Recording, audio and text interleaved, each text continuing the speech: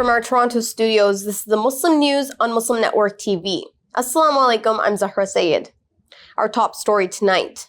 Republican presidential front-runner Donald Trump arrived in Milwaukee, Wisconsin today with big momentum behind him for the Republican convention. He's expected to officially be named the GOP's presidential nominee during the event. This comes amid an assassination attempt on Trump during a rally in Pennsylvania on Saturday. A photo of Trump with blood on his face, his fist pumped under the American flag, and in the aftermath of the shooting is being widely shared on and off social media. It was taken by Associated Press photographer Evan Vucci. Analysts say the image is expected to become an icon, comparing it to one of President George Washington Bush standing with firefighters at the ruins of the World Trade Center in New York after the 9/11 attacks.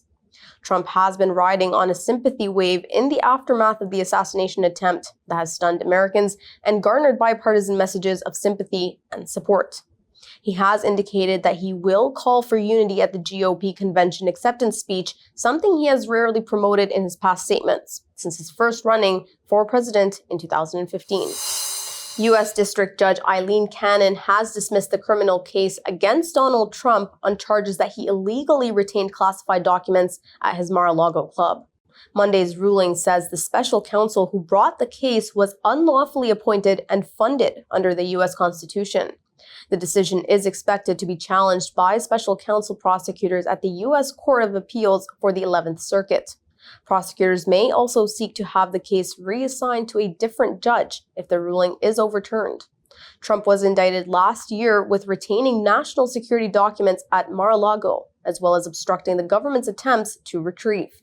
He also partially defied a grand jury subpoena ordering him to return any classified documents to the Justice Department. Trump had pleaded not guilty to the charges. America is reeling from an assassination attempt on Republican presidential frontrunner Donald Trump during a Pennsylvania campaign rally on Saturday. In an unusual support of unity, leaders from both major parties expressed shock and sadness, avoiding partisan mentions of past election disputes and violence from the January 6, 2021 attack on the U.S. Capitol. President Joe Biden talked to Trump and urged Americans to resolve their differences through voting, not violence. He said there is no place in America for this kind of violence. House Speaker Mike Johnson and other Republican leaders promised thorough investigations, with Secret Service Director Kimberly Cheadle expected to testify. Former Presidents George Washington Bush and Barack Obama, along with other notable figures like Nancy Pelosi, praised the swift actions of the Secret Service. International reactions ranged from allies like the UK Prime Minister Keir Starmer and Canadian Prime Minister Justin Trudeau condemning the attack, to adversaries like Venezuelan President Nicolas Maduro wishing Trump a speedy recovery. Whereas Trump regularly has used violent language, his advisors flipped the script, with some Republicans blaming Biden's rhetoric for inciting the attack and demanding all charges against Trump be dropped. Experts believe the attack likely will boost Trump's appearances in Milwaukee this week at the Republican National Convention as he accepts his party's presidential nomination. The incident has sparked a national dialogue on the dangers of political violence and the importance of democratic processes. In related news, Donald Trump was concerned about losing his shoes following the shooting at his Saturday rally in Pennsylvania. He repeatedly asked Secret Service agents to get them while he was bleeding. The agents assured him repeatedly that they would take care of the shoes. It was then Trump made fist pumps to the crowd, mouthing the word "fight" 3 times, a move met with cheers. The Secret Service team then led Trump to awaiting cars as the crowd chanted "USA, USA, USA." The Republican convention began today in Milwaukee, where Trump is slated to be nominated as the party's candidate for election. The U.S. Council of Muslim Organizations, the nation's umbrella group of national, regional, and local Muslim associations, has condemned the assassination attempt on former President Donald Trump on Saturday. USCMO Secretary General Osama Jamal said, "Such violence against any politician, private citizen, or any other person is unacceptable." The Council on American Islamic Relations has also issued a strong condemnation of the assassination attempt. The group is urging an end to divisive rhetoric in American politics. Samir Khalil, president of the Arab American Democratic Club of Illinois, says he is saddened by this violent behavior. Progressives slam GOP for blaming Biden after the Trump rally shooting. Details come after the break. Stay tuned and we'll be right back.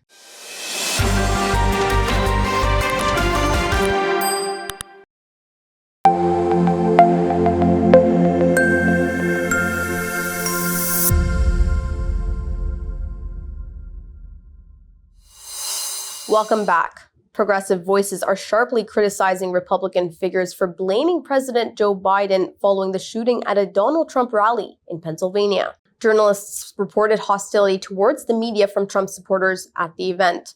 Trump's Republican allies, including J.D. Vance of Ohio, Representative Lauren Boebert of Colorado, Representative Mike Collins of Georgia, and former White House advisor Stephen Miller immediately blamed Biden. They claimed the attack was the result of warnings that electing the former president to a second term would threaten democracy. Representative Mark Pocan condemned claims implicating Biden in the attack as dangerous rhetoric fueling political violence. Meanwhile, gun control activist David Hogg highlighted the broader issue of gun violence in America. Critics argue that such blame tactics worsen national divisions, echoing fears of heightened turmoil ahead of November's upcoming presidential elections.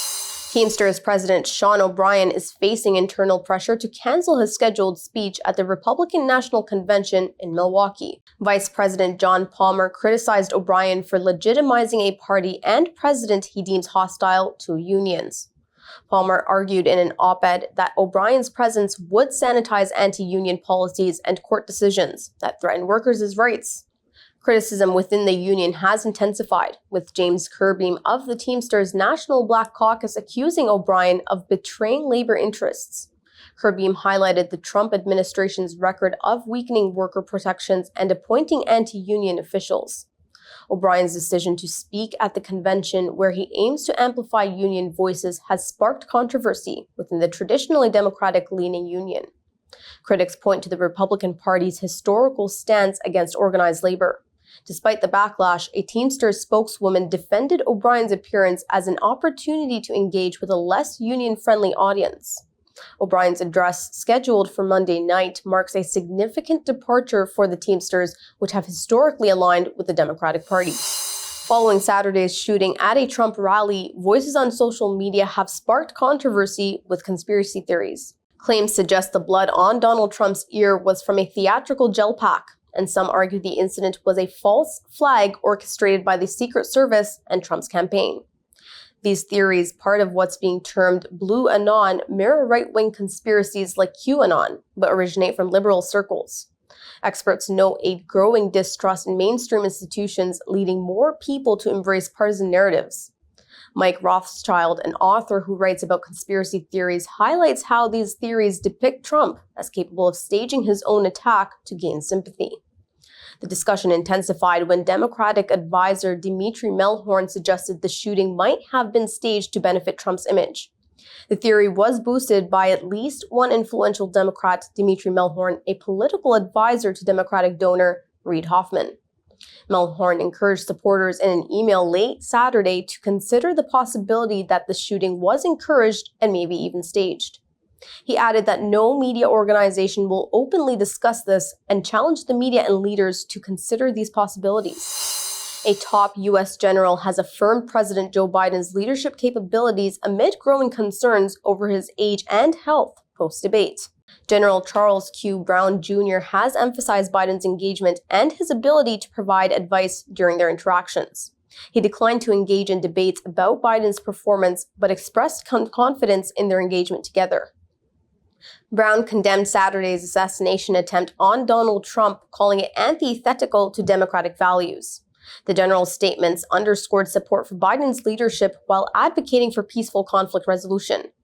Observers say this comes amid ongoing discussions about Biden's presidential competence and reflects military leadership's stance on political stability and democratic norms.